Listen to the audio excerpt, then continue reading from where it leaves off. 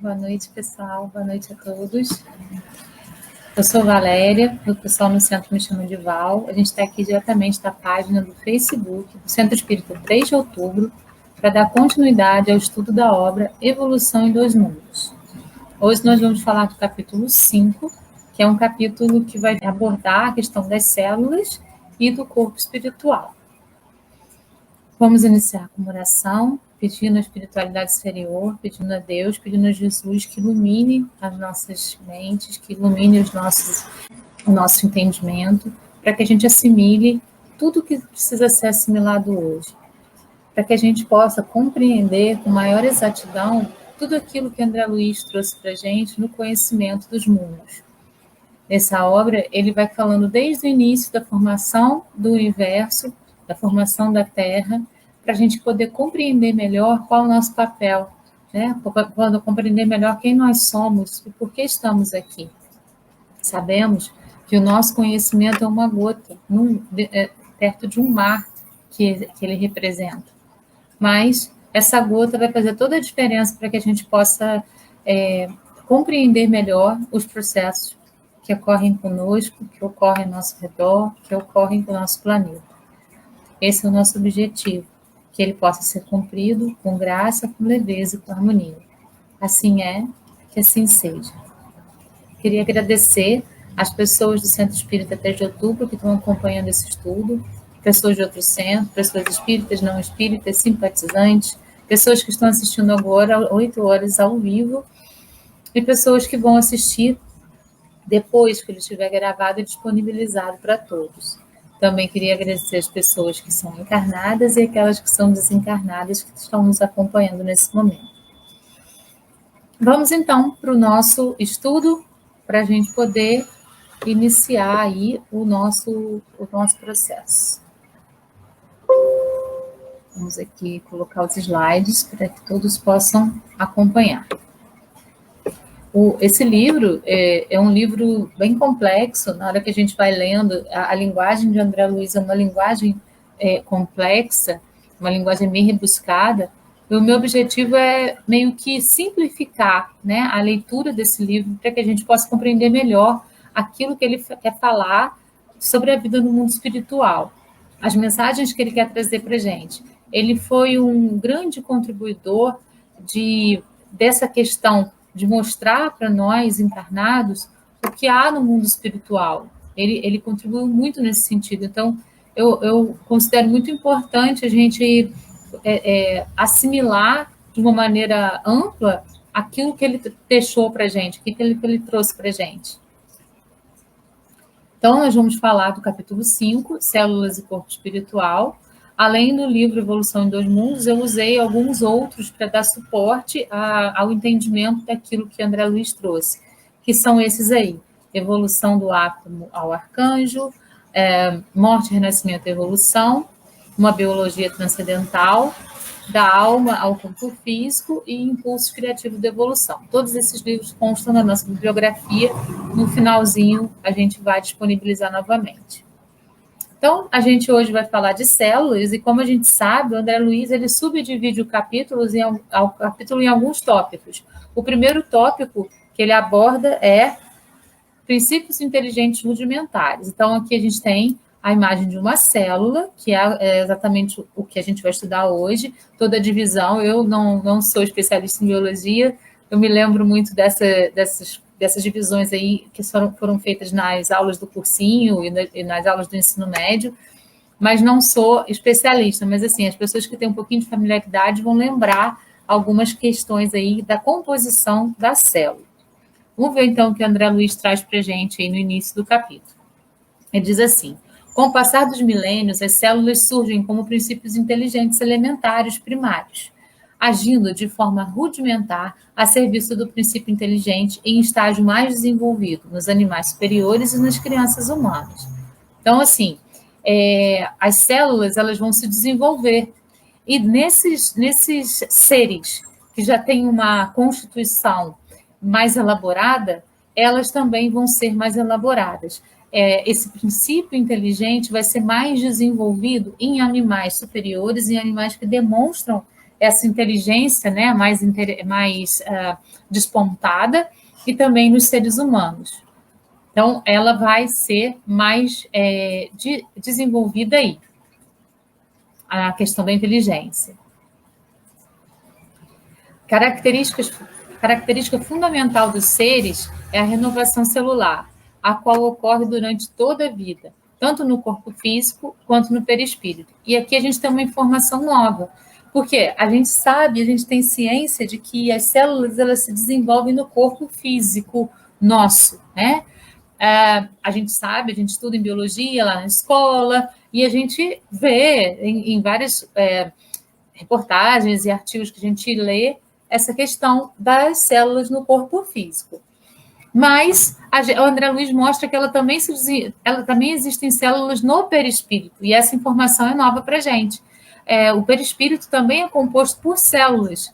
Claro que as células que compõem o perispírito são diferentes das células que compõem o corpo físico. E o que ele fala é que elas se renovam, tanto no corpo físico, e isso a gente já sabia, quanto no perispírito. Então, existe um ciclo de vida dessas células que vai ter começo, meio e fim, e outras vão surgindo para poder substituir aquela de uma maneira mais efetiva. Então, tanto isso ocorre no corpo físico quanto no perispírito. A modulação vibratória das células é diretamente proporcional ao estado inteligente evolutivo do ser animal ou homem. Então, a modulação vibratória, a maneira como as células vibram dentro dos corpos, ela vai ser diretamente proporcional ao estado de inteligência. Então, quanto mais inteligente o ser, ela vai tendo uma modulação vibratória diferenciada, né? Quanto menos evoluído, então, essa modulação vibratória também vai fazer diferença, portanto, na questão da inteligência evolutiva de cada ser. Apesar das discussões apresentadas a respeito da definição de célula, a forma mais primitiva de vida que conhecemos seriam os vírus, constituídos de apenas duas porções, o RNA ou DNA e uma cápsula. Em última análise, o vírus é um parasita celular obrigatório, pois sua constituição não o capacita a exercer nenhuma função, nem mesmo a reprodução. Então, ele é o mínimo, né? O padrão mínimo lá que existe na natureza. E ele não tem funções. Então, percebam que dentro dele não há uma constituição inteligente. Tá? Ele é um organismo rudimentar, muito rudimentar, e que não tem um princípio inteligente desenvolvido, como há nos seres em que as células vão se comunicando e vão se refazendo a cada passo. O próximo tópico que ele aborda são as formas das células, né? Então, o segundo tópico aí que ele vai abordar dentro desse capítulo. Células têm diferentes formas, mas, de modo geral, assemelham-se a infinitesimais abelhas da colmeia orgânica na qual vivem. A variedade de formas decorre das múltiplas funções que cada uma irá desempenhar, formação e natureza dos tecidos.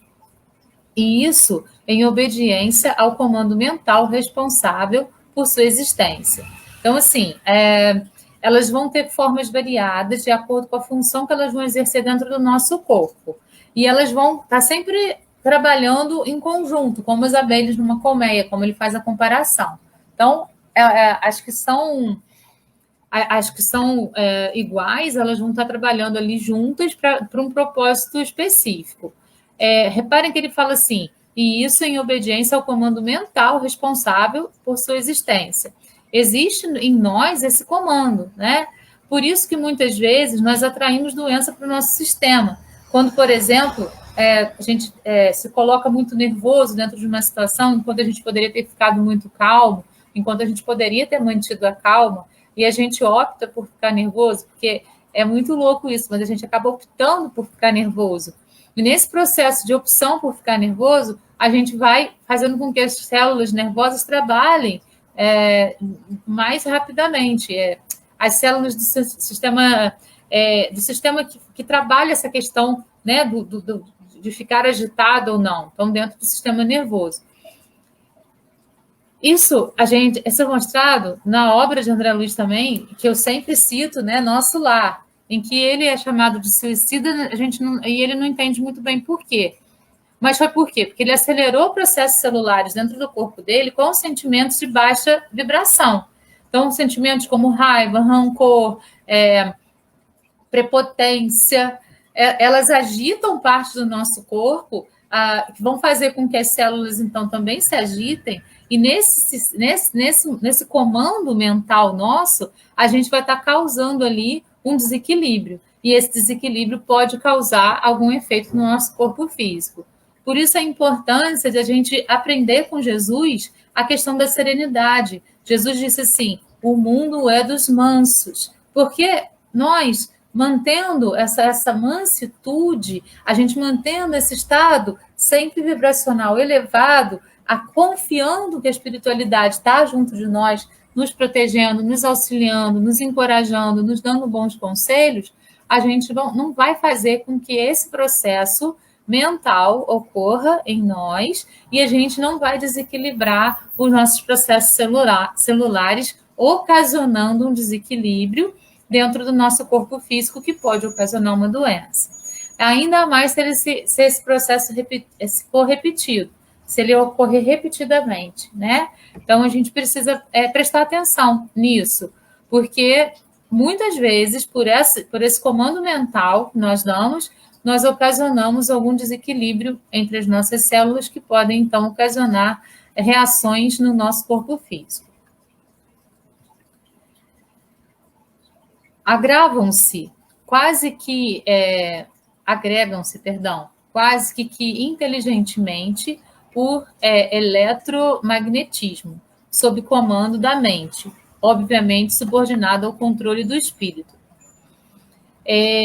Reparem, obviamente subordinado ao controle do espírito, olha, vamos de novo, ó. Agregam-se quase que inteligentemente por eletromagnetismo, sob o comando da mente, obviamente subordinada ao espírito. Percebem? Então, assim, os processos que ocorrem no nosso corpo físico, nas nossas células, então, no nosso corpo físico, eles são comandados pela nossa mente. Claro que sob a supervisão do nosso espírito, mas muitas vezes, numa atitude reativa, a gente se atropela e atropela até o que o nosso espírito, os nossos mentores estão dando ali como conselho. Adaptam-se às mais variadas funções, assumindo para isso múltiplas formas, à maneira de peças eletromagnéticas inteligentes em máquinas eletromagnéticas inteligentes, atendendo com precisão matemática aos apelos mentais.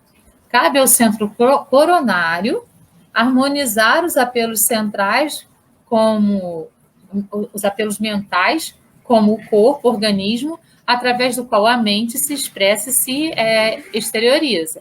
Então, aí a gente entra mais uma vez, de acordo com o André Luiz, naquela questão dos centros de força. E o centro coronário, que é o que recebe, né, que dá todos os comandos para o nosso corpo, recebe as inspirações da espiritualidade e repassa isso para o nosso corpo físico, e é ele que recebe também os estímulos do nosso pensamento, que vem do corpo mental, para poder ser encaminhado para o nosso chakra, do coronário para o frontal e para o cérebro. A gente viu isso no nosso curso sobre os chakras, né, que está disponível no YouTube do centro e no meu YouTube também.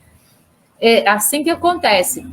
André Luiz diz que nós temos 5 corpos mentais, 5 corpos espirituais. O corpo físico duplo etérico, que são a parte da Terra, são as partes terrenas, que a gente recebe, as partes terrenas, que quando a gente reencarna, a gente recebe como empréstimo da Terra para recobrir o nosso perispírito. No perispírito, o perispírito, ele não é único, ainda existe, depois dele, o corpo mental, que é o que guarda todas as nossas memórias e cria os nossos pensamentos, e o nosso espírito. Então, o corpo mental, ele envia o estímulo para o centro coronário, que está aí, né, no nosso cérebro, lá na glândula pineal, lá no meio da nossa cabeça, esse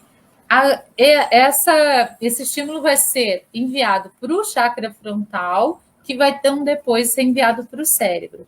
Então, os nossos pensamentos, eles vão criar tudo o que nós somos e tudo que nós... e as nossas ações vão ser proporcionais àquilo que o pensamento cria. Por isso, a gente precisa ter bastante cuidado com esse pensamento. André Luiz também fala que um pensamento, ele percorre todas as células e fica gravado para sempre nelas. Então, reparem como isso é importante, né? Então, voltando, ele diz que cabe ao centro coronário harmonizar os apelos mentais, como o corpo, o organismo, através do qual a mente se expressa e se exterioriza. Então, é o centro coronário que vai filtrando as coisas que vão entrando do nosso corpo mental para cá. É por isso que a questão do dom do esquecimento, por exemplo, ela ocorre. Ela está tudo que nós somos, tudo que a gente passou, todas as encarnações pelas quais a gente passou, tudo que a gente viveu, está guardado lá no nosso corpo mental, está tudo guardadinho. Mas nem tudo vem para o nosso momento atual, porque existe um filtro aí através do centro coronário que não deixa a gente recordar tudo, porque algumas coisas a gente recorda, às vezes vem uns insights que a gente não entende muito bem, vem umas lembranças que não fazem tanto sentido, mas elas estão ali, porque às vezes é importante a gente lembrar disso naquele momento. Às vezes a gente faz algumas regressões espontâneas ou induzidas, que vão fazer com que a gente vá lá no corpo mental pegar aquela lembrança e trazer para a gente. Mas isso é um processo que pode acontecer, mas o que eu quero dizer é o seguinte, existe um filtro no centro coronário que impede que a gente acesse todas as lembranças que estão no corpo mental, porque elas não são necessárias nesse momento na nossa história. E isso também acontece com os nossos pensamentos, mas nem sempre, ainda mais quando a gente tem pensamentos repetitivos, quando esses pensamentos eles se repetem, eles acabam conseguindo entrar no nosso centro, nos nossos centros de força e serem transmitidos para as nossas células. Então, a gente precisa trabalhar bastante para poder equilibrar os nossos pensamentos e fazer com que a nossa vida também seja mais equilibrada. E isso vai fazer com que o nosso corpo também seja mais equilibrado, porque as nossas células vão se equilibrar de uma maneira mais perfeita. Motores elétricos microscópicos. Assim como tijolos são empregados numa construção obedecendo ao projeto que foi elaborado pelo arquiteto, as células também são usadas na construção da forma do organismo de uma maneira obediente e submissa à ideia que as associa e as governa. Então, as células elas vão sendo construídas pelo nosso corpo de uma maneira arquitetada, de modo que elas possam se organizar e construir algo positivo para o nosso corpo, dentro de cada setor do nosso corpo. E elas vão se associar e elas vão fazer com que tudo dentro do nosso corpo também funcione de maneira perfeita. Se essa obediência celular existe na construção da forma, ela está presente também no desempenho das funções que devem assumir no organismo, submetendo-se aos centros vitais. O que o André Luiz chama de centros vitais, nós chamamos vulgarmente de chakras, né? Então, ele está dizendo que elas vão se organizando, elas vão desempenhando seus papéis de acordo com que cada parte, com que cada centro vital necessita dentro daquela parte do corpo que ele comanda. Vamos voltar na imagem do centro aqui dos chakras, né, ou centros de força. A gente tem 7 centros de força. O chakra básico, que é virado para a terra, que é virado para o chão, ele é o nosso contato com a terra. O esplênico e o gástrico, esses 3, eles formam a parte inferior, né, que é o contato com a terra. O esplênico é o chakra sexual e o gástrico é esse chakra que é responsável por toda essa parte de digestão do nosso corpo. O esplênico pela parte sexual e pela parte da criatividade. O básico é o nosso aterramento, nossa ligação com a terra. Aí a gente tem o intermediário, que é o cardíaco, ele é que faz a ligação dos chakras inferiores com os chakras superiores. Depois a gente tem o laríngeo, que comanda toda a nossa parte de comunicação com o mundo. O frontal, e o coronário, que estão sempre trabalhando juntos. O coronário recebe as informações tanto do universo, da espiritualidade, do cosmo, quanto também do nosso corpo mental. Ele envia para a glândula pineal, que remete para o chakra frontal, que vai distribuir pelo nosso cérebro, e essa distribuição vai sendo feita por todos os outros chakras e aí por todas as nossas células. É assim que ocorre o processo. Então, o que ele fala isso? Se essa obediência celular existe na construção da forma, ela está presente também no desempenho das funções que devem assumir no organismo. Então, cada uma vai ser responsável e vai saber o que fazer dentro daquela parte do organismo para a qual ela foi destinada, submetendo-se, então, aos centros vitais, que são os chakras. Assim, participam da reprodução, que é presidida pelo centro genésico. O centro genésico é o chakra sexual, que eu mostrei para vocês. É o segundo chakra, tem o básico e o segundo, que é o centro genésico. Colaboram na digestão e na absorção a cargo do centro gástrico, que são os 3 chakras que ficam na base. Funcionam na respiração e na fonação, na fala, obedecendo a orientação do centro laríngeo, que é esse que é responsável pela nossa comunicação. Servem à emoção e à circulação, que estão sob os cuidados do centro cardíaco, o chakra do coração, né? Toda a parte emocional, toda a parte de sentimentos está ligada a esse chakra diretamente. Por isso que a gente fala que doeu no coração, porque exatamente nesse chakra cardíaco é que as emoções vão estar ali à flor da pele. Então, ela está ligada diretamente ao coração, por isso o coração é o centro da emoção. Auxiliam na circulação sanguínea, no que diz respeito à defesa do organismo, enfim, participam da administração de todo o organismo. Então, essa distribuição da célula pelo nosso corpo vai passar pelos centros de força, que vão fazer o comando dessa distribuição para que tudo funcione nas partes necessárias do nosso corpo, nas partes fundamentais do nosso corpo.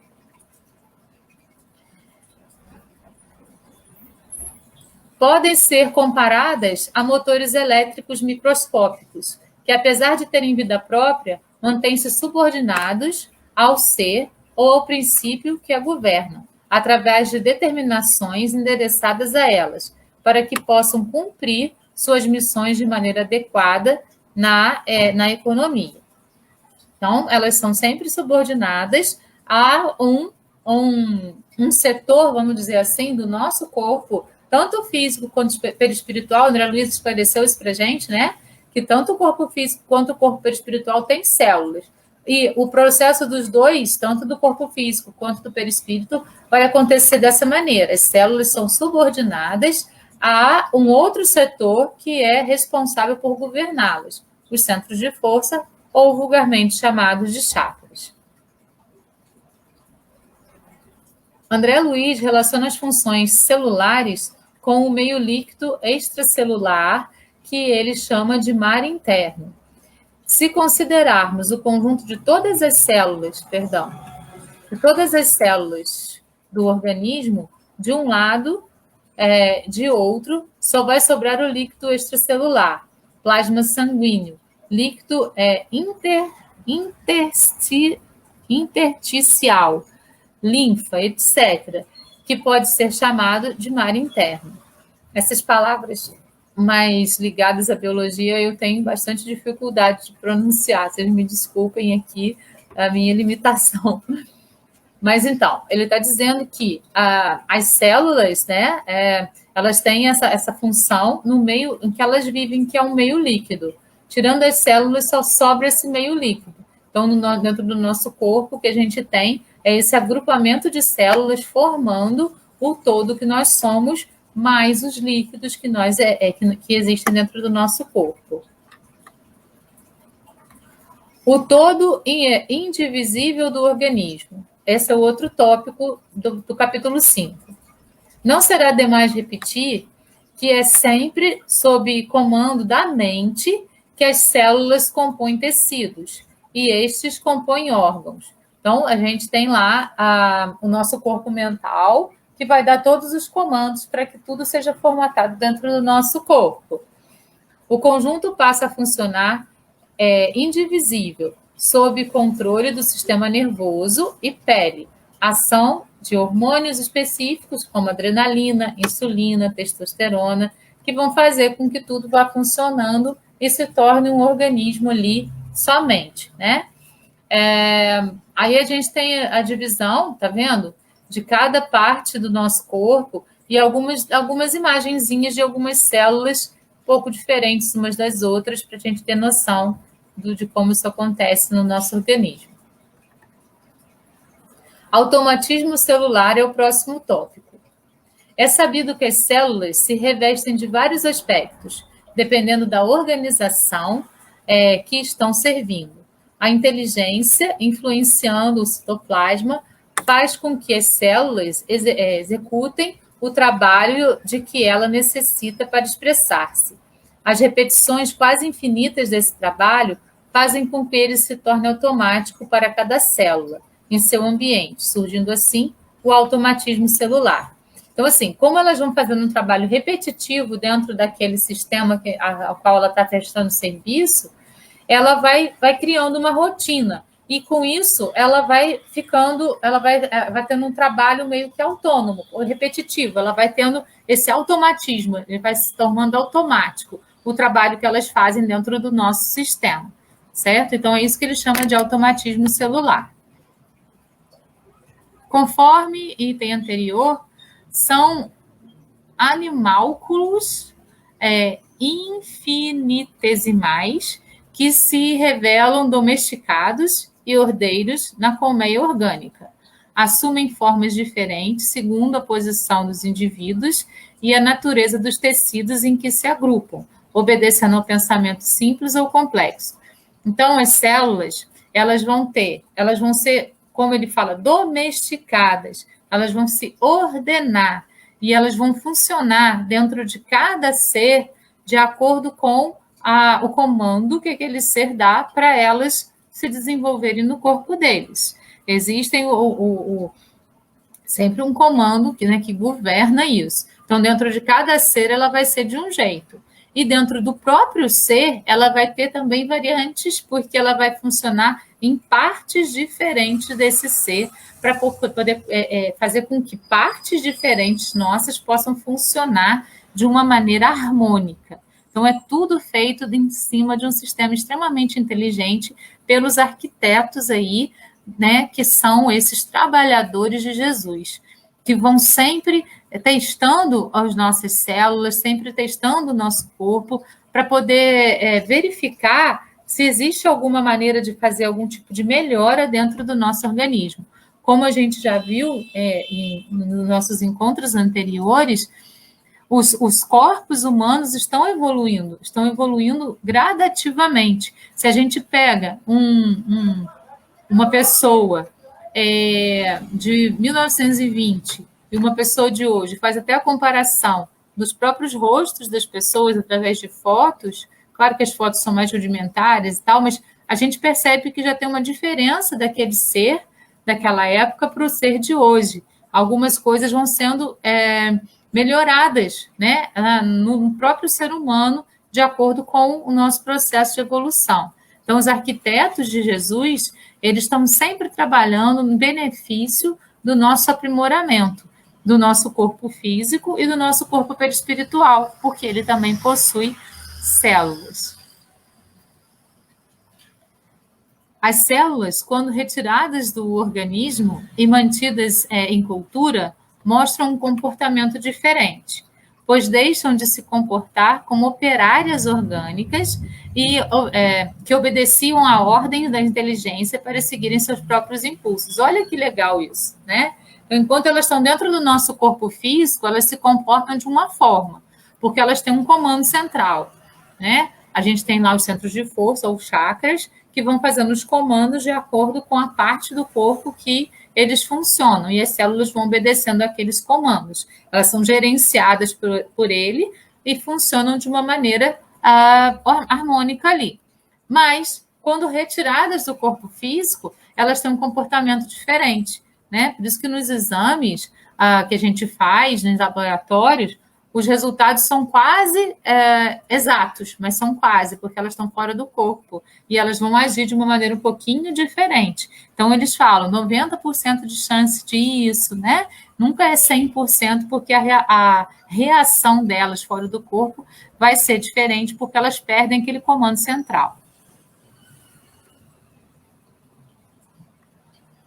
Assim, as células nervosas não produzem mais fibrilas, fibra delgada, como suas irmãs. As fibras musculares que cuidam da contração, quando em cultura, regridem para células mais primitivas. Toda célula retirada do organismo inclina-se para a apresentação morfológica da ameba, que é um animal unicelular livre. Fenômenos explicáveis. Considerando o princípio de substituição das células ao estímulo nervoso, quando elas estão constituindo um tecido, fica fácil entender o que acontece quando se faz transplantes de tecido e embriões entre si. Vão aparecer órgãos extras, porque as células transplantadas, por estarem ainda impregnadas de ordens magnéticas, vão continuar obedecendo a esses impulsos, gerando órgãos extras, como aconteceu com essas pessoas aqui, né? São os fenômenos explicáveis. Você tira tecido celular de um lugar, põe no outro, ela vai formar algo parecido com aquilo no outro lugar, porque elas estão obedecendo aquele comando anterior. Elas se organizam, se domesticam e obedecem àquele comando. Interessante isso, né? Esse mecanismo explica também algumas manifestações de sessões experimentais do espiritismo, nas quais a mente, superconcentrada, pode arremessar fluidos de impulsão sobre vidas inferiores, como seja a das plantas, imprimindo-lhes desenvolvimento anormal. Então, por exemplo, quando a gente põe a mão sobre uma planta, dá um passe numa planta, por exemplo, essa planta pode crescer muito mais rápido do que as outras, pode florir muito mais rápido do que as outras, porque a gente está impulsionando ali as manifestações celulares e a gente está fazendo com que elas se concretizem de uma maneira mais rápida, mais inteligente, enfim. Dar passes em plantas é muito interessante, porque a gente vai estar organizando melhor aquele sistema que elas têm lá. Da mesma maneira, são explicados os fenômenos de materialização. Nesse caso, escapa do médium o ectoplasma, o plasma exteriorizado, no qual as células estão em situação vibratória diferente. E inteligências desencarnadas vão atuar sobre as células, de tal maneira que elas acabam concretizando os moldes que lhes são apresentados. Muitas vezes a gente consegue visualizar espíritos. Por quê? Porque eles vão buscar no nosso ectoplasma essas irradiações para fazer com que a materialização deles possa acontecer, para fazer com que a materialização deles possa ser vista por nós. Mas nós vamos ter uma contribuição grande nisso. Por isso que existem médios videntes. Por quê? Porque o ectoplasma dele ajuda nessa materialização. É uma capacidade mediúnica que ele tem, que ele desenvolveu. Então, e que ela vai se concretizar nessas aparições, por exemplo.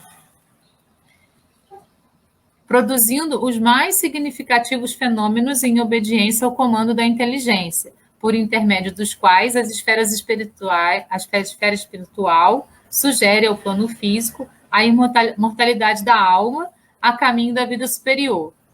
Eu coloquei a imagem aqui desse filme, que ficou muito famoso, né, há muitos anos, nos anos 90, eu acho. Por quê? Ele ilustra bastante para a gente, bastantes coisas relacionadas a essa materialização. O espírito desencarnado do rapaz, que eu esqueci o nome do personagem agora, Ele, em determinados momentos, ele cria uma força tão grande e puxando o magnetismo dos encarnados, ele, por exemplo, faz objetos caírem, né? E isso tem uma relação direta com o magnetismo que o encarnado tem, com o ectoplasma que o encarnado tem, né? E num dado momento também ele faz uma moeda subir pela porta e tal, para provar que ele estava efetivamente ali. Então, são esses fenômenos que são mais materializados que podem acontecer. Quando Kardec começou a estudar o espiritismo, lá na época dele, com a questão das mesas girantes, ele queria provar que as mesas girantes eram mentira. Por isso ele começou a estudar, porque ele era cético, ele não acreditava em nada que fosse metafísico, extrasensorial. E ele viu que, na verdade, era verdade. E ele começou, então, a estudar o que estava acontecendo, e ele descobriu o mundo dos espíritos. Graças a Deus, ele trouxe para a gente a decodificação de tudo isso, para que a gente possa, para que a gente hoje tenha esse conhecimento. Mas esse fenômeno das mesas girantes é exatamente isso. Os médiums, eles emprestam esse ectoplasma que vem das células para poder fazer com que as coisas aconteçam também materializadamente. Como conclusão, eu trouxe aqui uma fala da Joana de Ângeles no livro Estudos Espíritas. O corpo humano, formado por trilhões e trilhões de células de variada constituição, apresenta-se como o mais fantástico equipamento de que o homem tem notícia, graças à perfeição de seus múltiplos órgãos e engrenagens, alguns dos quais autossuficientes, como o aparelho circulatório, que elabora até mesmo o de que se faz preciso para o seu funcionamento e produtividade. Atendido por notáveis complexos elétricos e eletrônicos, é autorreparador, disposto dos mais perfeitos arquivos de microfotografia nos centros da memória, que se pudessem ser equiparados a uma construção com as atuais técnicas de miniaturização com que se elaboram os computadores. Esses departamentos mnemóticos ocupariam uma área de aproximadamente 160 mil quilômetros cúbicos, tão somente para os bilhões de informações de uma única reencarnação. Ele pode, no entanto, mediante o perispírito, que lhe vitaliza muitas evocações, reter e produzir programações referentes a incontestáveis jornadas pretéritas do espírito em ascensão para Deus. Então, é só para mostrar que, na verdade, o André Luiz trouxe esse estudo minucioso, né, para a gente, de cada partezinha, ele está mostrando cada partícula para nós, mas outros espíritos trazem, através de outros médiums, conhecimentos parecidos com esse que André Luiz trouxe, e um vai fazendo com que o outro seja corroborado, né? É muito importante a gente ter essa comparação, vamos falar assim, porque foi através desse método de comparação entre uma coisa e outra que o Kardec comprovou o espiritismo. O Kardec era um cientista e ele estudou o espiritismo como ciência. E para poder provar tudo o que estava acontecendo, ele partiu para o método experimental. Ele fez experimentações com tudo que ocorria em torno dele. Então, tinha médiuns no mundo inteiro sendo reconhecidos. E ele fazia as mesmas perguntas para todos esses médiuns, sem um saber do outro, porque eles não se conheciam. A comunicação em 1800 ela era muito precária. Então, para ele enviar isso, para receber isso de volta, era muito difícil. E não existia comunicação entre esses médiuns. Cada um estava lá no seu país, e quando ele recebia as respostas, ele analisava e comparava todas elas para ver se elas tinham alguma coisa parecida que as comprovasse como verdade. Por isso, é importante a gente sempre perceber que nos estudos que André Luiz faz, existe um outro espírito que enviou alguma coisa para um outro médium, corroborando ou confirmando aquilo que o outro falou. E é muito importante a gente ter essa percepção para a gente sempre estar mais próximo daquilo que realmente ocorre no nosso mundo, que realmente ocorre na vida, no mundo espiritual e na vida no mundo físico. Então, aqui estão as referências que a gente, das obras que a gente usou hoje, que a gente fez aí uma mistura para poder deixar mais claro aquilo que André Luiz trouxe para a gente. Muito obrigada, pessoal. Eu espero que eu tenha sido clara, eu espero que eu tenha esclarecido esse capítulo para vocês de uma maneira bem objetiva, e que vocês possam ter compreendido tudo, né? Ou pelo menos grande parte do que André Luiz quis mostrar para a gente. Na próxima semana, na sexta-feira, às 8 horas, a gente vai estar aqui novamente para poder falar sobre o capítulo 6. Eu aguardo por vocês. Muito obrigada pela companhia, muito obrigada pela confiança de vocês, né, em estarem aqui estudando junto comigo. Até semana que vem. Um beijo no coração de todos. Namastê. Tchau, tchau.